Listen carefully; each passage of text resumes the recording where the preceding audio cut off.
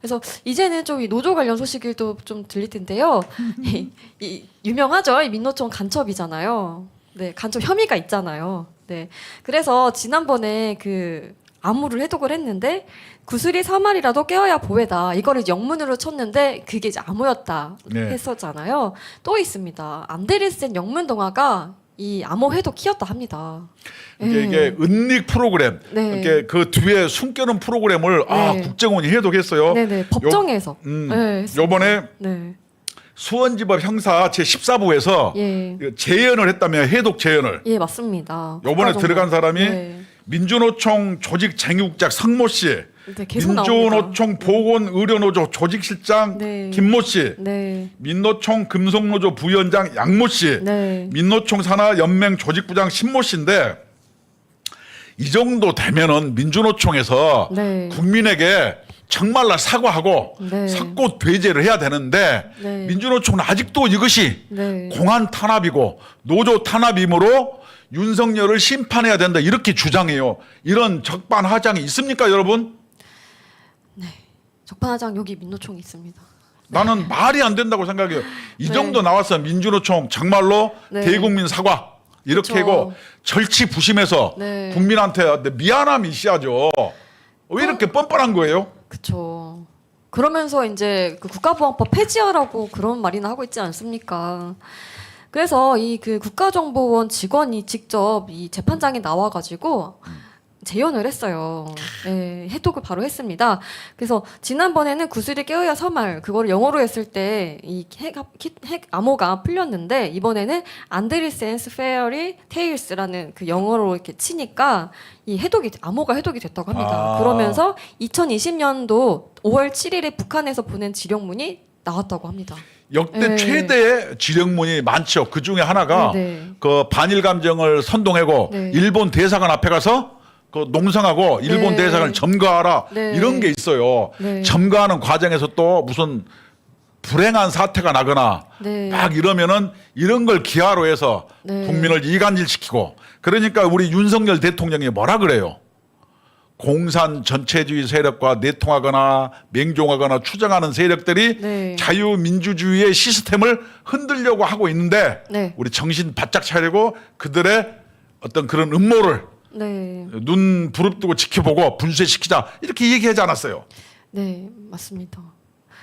그래서 이 그 국정원 직원이 뭐라고 했냐면, 이 특정한 문자열을 가지고 위장된 문서를 선택한 뒤 비밀번호를 입력하는 것은 과거 북한의 스테가노그래피 구동 방식과 유사했다.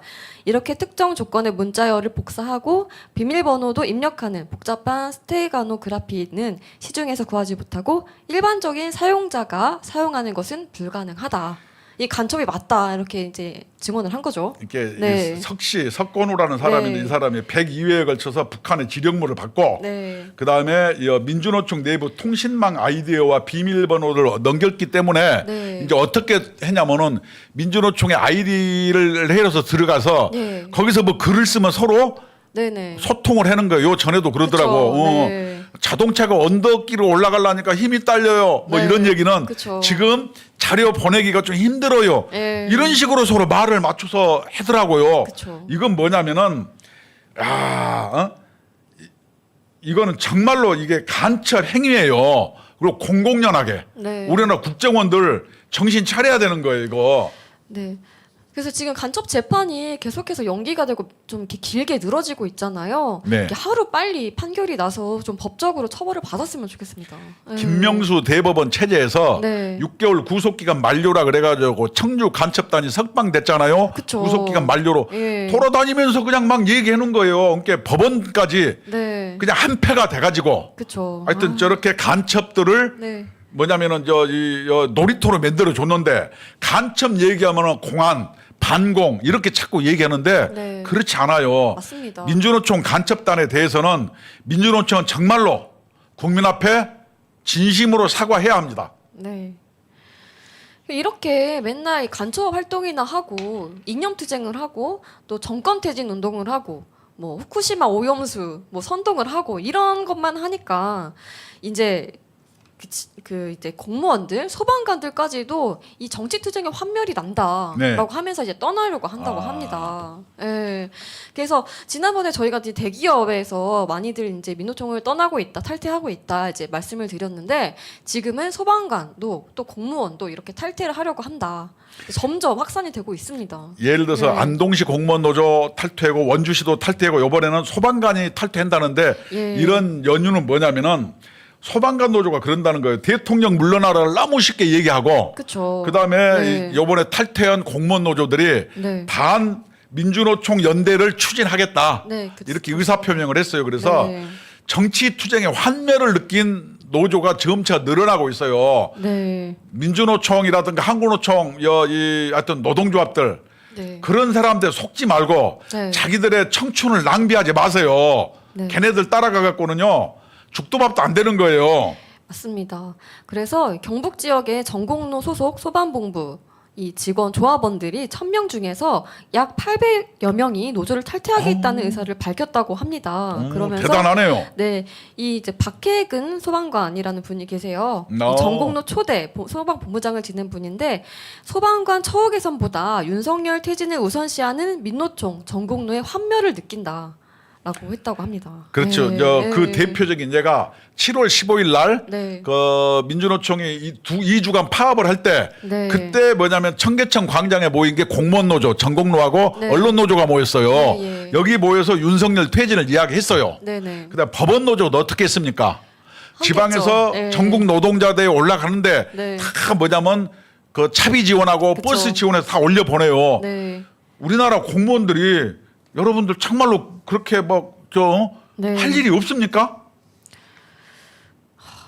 그렇죠. 그래서 이제 얼마 전에는 안동시 공무원 노조도 이제 민노총 탈퇴하겠다고 이제 선언을 하지 않았습니까? 탈퇴하겠다고 하니까 전공로에서 탈퇴를 지휘하는 사람을 제명을 시켜가지고 소집권자를 엎쳤어요. 요게 그 고용노동부에서 불법이라고 얘기했는데 자기들이 민주라는 탈을 쓰고 이렇게 불법을 행하는 거 이건 민주가 아니에요. 전체주의 어떤 조직에서나 일어나는 일이거든요. 자꾸 이런 일을 반복해서 하면서 민주노총이라고 얘기하면 민주따 떼야죠. 왜 자꾸 민주자를 자꾸 주장하는 거예요? 그 이면에는 우리는 민주가 아니다 이 얘기를 하는 거잖아요. 민주는 맞는데 인민민주주의. 그게 칼국수에 칼 없고 장애인 노조에 장애인 없고 이 민주노총에 민주가 없고 그럼요. 네, 그렇습니다. 그래서 이 고용노동부 안동지청에 이 기업별 노조 설립 신고서를 제출하고 독립노조로 전환할 계획이다라고 하고 이 유철환 지부장이 전공로는 윤석열 정권 퇴진, 사드 배치 반대 등 정치 투쟁에 공무원들을 동원했다. 이 젊은 공무원들을 중심으로 이 같은 투쟁에 대한 거부감이 걷잡을 수 없이 커졌다라고 하면서 이제 탈퇴할 것이다라고 했습니다. 그럼요. 우리 이 국민노조에서 하여튼 잘못된 노동 적폐에 대해서 가열차게 싸우고 있기 때문에 이렇게 민주노총의 그 튼튼한 방어벽이 한 개씩 한 개씩 무너지는 게 눈으로 보입니다. 그래서 이미 원주시 같은 경우에는 탈퇴를 하지 않았습니까?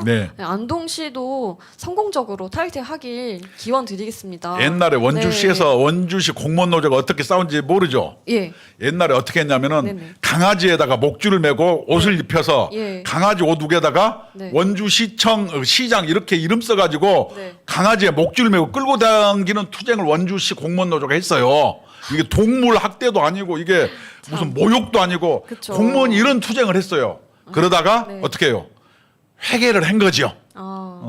요번에 하여튼 우리 소방관 고생 많이 하는 소방관 노조 경북 소방관 노조 박수 한번 쳐드리고 싶어요. 고생 많았어요. 이렇게 굵직굵직한 노조들이 하나둘씩 지금 민노총을 탈퇴를 하고 있습니다. 그래서 점점 민노총의 숫자도 줄어들 것이고 힘도 빠질 것이다. 분명히 확신합니다. 이렇게 노동 개혁이 또 돼야 되는 건 아니겠습니까? 그럼요. 노동 개혁은 정말로 이렇게 하여튼 소걸음이지만 쭉 되고 있다. 우리는 이렇게 생각합니다. 그리고 이 민노총은 이 현금 있는 곳에 안 끼는 곳이 없는 것 같습니다. 이 라임 사태 있지 않습니까?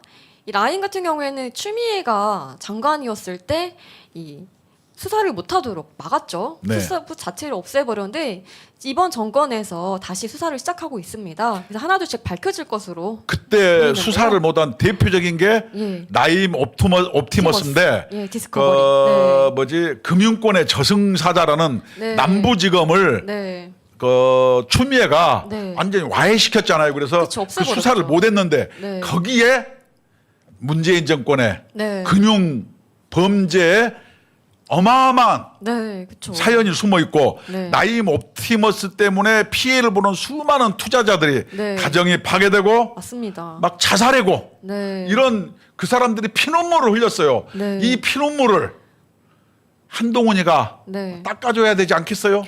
그렇죠. 그렇게 분명히 그렇게 될 거라고 생각합니다. 근데 여기에도 네. 민주노총 누가 꼈다며? 근데 이 기사가 굉장히 조금 재미있어요. 이 민주노총 출신의 장 씨라고 하는데요. 이 그 녹취록이 있는데 어릴 때부터 노동운동을 했다고 합니다. 그래서 이 대학도 학번이 좀 밀린다. 거기는 완전히 빨갱이 집안이다. 아버지는 예전에 독일 유학 갔다 오고 흔히 말하는 간첩으로 몰린 사람이다. 이 집안이 정가가 살벌하다. 합치면 300년은 된다. 라고 합니다. 근데 총장님께서 누군지 궁금해서 좀 알아보셨다면서요? 예, 내가 알아봤는데 네. 이 사람들이 환정권 하나만 따도 매일 네. 1억 6천만 원을 번다는 게 매일 1년이 아니에요. 매일. 이거는 사기잖아요. 그다음에 네. 또 장씨 부인이 박원순이라는 아름다운 가게를 해가지고 네. 부인이 전화 한 통이면은 박원순이하고 직방으로 통한다고 막 얘기했는데 네. 그래서 제가 네. 또 팩트 체크를 하려고 예, 예. 민주노총 관계자한테 야 네. 장 씨가 누구냐 도대체 누구냐 이 사람? 아는 사람이 없어요. 그러니까요. 근데 어릴 때부터 노동운동 했다는데 아는 분 중에 장씨 없으십니까? 내가 없다니까. 그래서 이 민주노총들이 네. 올라운드 플레이어 모든 집회마다 네. 민주노총이 반드시 끼고 이번에는 네. 나임 옵티머스 사태까지 민주노총 꼈어요. 네. 이 세상에 안 끼는 데가 없어요. 부패와 폭력과 불법이 난무하는 모든 곳에는 민주노총이 끼어 있더라고요. 그래서 네. 나임 저게 장 씨가 누구냐고 내가 물어봤더니 네. 어떤 민주노총 조합원은 뭐라고 얘기한지 알아요? 뭐라고 합니까? 형님 네. 깜빵에 가면은 네. 우리 노동운동은 막 그 교도관들한테 객이니까 네. 조폭이 깡다고 있는지 알고 민주노총 우리를 막 숭배하고 존경한다. 그래서 가오자 보려고 민주노총이라고 하는 경우가 있는데 네. 그런 사기꾼 아닌지 모르겠다. 이렇게 얘기하더라고. 근데 정확한 얘기는 모르는데 현재 민주노총에서 네. 장 씨를 찾으려고 하여튼 수배령을 내렸는데 민주노총에서 찾는 거네요. 네, 아직 장 씨가 누군지 안 밝혀졌어요. 누굴까요? 궁금합니다. 그리고 이 불법 온라인 카지노를 이 사람이 운영을 한 겁니다. 그래서 약 2천억 원을 벌어들였다고 해요.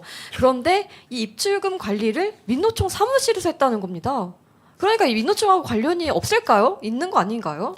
야, 참 민노총- 나임 옵티머스로 네. 전 재산을 탕진하고 피눈물로 세월을 보내고 네. 자살하고 가정이 파괴된 모든 분들은 네. 정말로 요번에 그 나임 옵티머스 무슨 회장은 요번에 뭐 탈옥해가지고 40년 징역 받았다며요. 네. 이것들을 뭐냐면은 뭐예요? 저 가석방 없는 종신형에 처해야 되는 거예요. 그렇죠. 여기에 민주노총이 가세인 거 보니까 민주노총인 올라운드 플레이어라니까요. 안 끼는 데가 없어요. 그러면서 이제 본인들은 잘 모른다, 누군지 모른다. 일부러 그러는 거 아닙니까? 꼬리 자르기 하려고. 그래서 그런 이제 의욕도 좀 가질 수 있다 생각합니다. 이제 네. 이것이 좀 있으면은 네. 공소장이 공개되면요. 예. 다 밝혀집니다. 네. 그런데 이 돈의 액수가 굉장히 어마어마하고 그리고 심지어 특히나 이 민노총 사무실에서 이 돈이 오고 갔다라고 하니 관련이 분명히 있을 거라고 생각이 듭니다. 네. 안 끼는 데 없는 민주노총. 네. 그리고 참 다 이거 현금 아닙니까? 뭐 또. 간첩단, 네. 무슨 나임 옵티머스, 무슨 네. 뭐 후쿠시마 집회, 북한 조선 뭐 무슨 단체와 무슨 네. 뭐 거리문 낭도, 폭력 사태. 이게 민주노총 안 끼는 데가 어디에 있는 거예요? 이게 정말 노동자를 위한 집단이 맞냐는 거죠. 그냥 범죄 종합 선물 세트예요, 그냥. 그렇지. 네, 범죄 종합 선물 세트 네. 아주 좋은 표현이에요. 네. 그리고 이 민노총 얼마나 또 폭력적입니까? 네. 지난 29일에 이 구미시청 앞에서 기자회견을 하고 이 충돌이 된 겁니다. 원래는 들어가려고 하는 게 아니라 이 서한만 전달을 하려고 했는데 이 사람들이 약속을 어기고 무력을 사용해서 진입하려고 한 거예요. 그래서 공무원들이 그거를 막다가 그 과정에 충돌이 생기고 12명이 부상을 입었다고 합니다. 공무원 두드려 패는데도 또 민주노총 끼었죠. 예. 아 여기에 금속노조라 그래요. 그렇죠. 금속노조 조합원 여러분, 금속 이렇게 막 쓰면 안 됩니다. 네. 근데 금속노조가 또 그 폭력적이기로는 악명이 높잖아요. 그렇죠. 네. 금속노조가 광양에서 금속을 쓰다가 걸려가지고 그렇죠. 저 정글도라는 금속 휘두르다가 구속됐죠. 그래서 네. 금속노조는 금속 쓰시면 안 됩니다. 네. 그래서 그 한국 옵티컬 하이테크라는 업체가 폐업을 한 겁니다. 네, 이거에 대해서 항의를 하면서 항의 서한을 전달하기로 했는데 이제 그걸 어기고 아니 구미시청이 네. 뭔 잘못했다고 왜 그걸로 가냐고요. 네, 아무튼 이게 과거 방식, 과거에 네. 외국인 투자 기업들이 우리나라 많았을 때 네. 이런 방식들이 제가 노조 위원장 할 때는 많이 통했죠. 그쵸. 근데 요새는 네. 합리적 방식으로 이렇게 해야지. 네. 이게 뭐냐면 3, 40년 전에 투쟁 방식이에요. 아직도 그런 걸 버리지 못한 거 보면은 정말로 네. 우리 민주노총은 반성해야 되고 네. 시대의 흐름을 부응을 해야지 이런 식으로 하면 안 되는 거예요. 저는 궁금한 게 이렇게 무력으로 그 시청 안에 들어가서 도대체 뭘 하려고 했을까요? 가다가 뭐 달라지는 게 없잖아요. 그러니까 그냥 뭐 투쟁했다 뭐 이런 거 분풀이 뭐 이런 거 아닐까요? 네, 그냥 이런 그 충돌 사태를 예상을 하고 일부러 한 것 같습니다. 그러니까 아니 네. 상관없는 데 가서 왜 땡깡을 놓냐고요. 참. 아무튼 이렇게 하면 안 되죠. 네. 옛날에 우리가 많이 해봤다니까요. 네. 반성하세요. 제가 네. 옛날에 네. 선호협 할 때 예. 여담이지만 프랑스 대사관에 프랑스 대사관 노조가 있었어. 네. 그랬더니 이제 누구를 해고시키고 징계를 했다는 거 왜 그러니까 네. 한국 사람이 이렇게 3, 40년 전이죠. 마늘을 먹고 냄새 난다고 이렇게 얘기하니까 항의하다가 네. 이 사람이 정직을 해서 네. 내가 또 이걸 참을 수가 없잖아요. 그래서 어떻게 네, 그렇죠. 했겠어요? 어떻게 하셨습니까? 프랑스 대사관 앞에 네. 프랑스 대사관의 상징인 네. 수탉이 있어요. 네. 수탉을 한 마리 끌고 가고 네. 프랑스 깃발이 뭐냐면은 그 자유평등 박애 하얀색, 파란색, 빨간색인가? 네. 뭐 이것을 길게 끌어갖고 프랑스 대사관 앞에서 프랑스 국기를 가지고 예. 프랑스 수탉 목을 조르는 투쟁을 제가 했죠. 미안해. 동물 학대죠. 빨리 공무원들이 네. 정경들이 둘러싸여 데서 프랑스 상징인 수탉을 프랑스 국기로 해서 닭모가지를 삐트는 아유, 투쟁을 닭이 죄송해요 했는데 닭이 무슨 잘못했습니까? 그렇죠. 제가 잘못했죠. 네, 그렇죠. 그때 끝나고 나서 정경들이 나한테 네. 귓속말로 그래요. 삼복도인데 우리 먹을 것도 없는데 닭 주고 가면 안 돼요. 이렇게 얘기해서 닭 그 정경들한테 죽어온 옛 기억이 있네요. 네. 저도 옛날 제가 참 네. 이렇게 이상한 투쟁 많이 했습니다만은 닭의 명복을 빌어주세요. 하여튼 시청자 죄송해요. 옛날에 제가 그렇게 좀 부잡하게 투쟁했어요. 네. 근데 아직도 이렇게 하면 안 되지요. 네, 안 됩니다.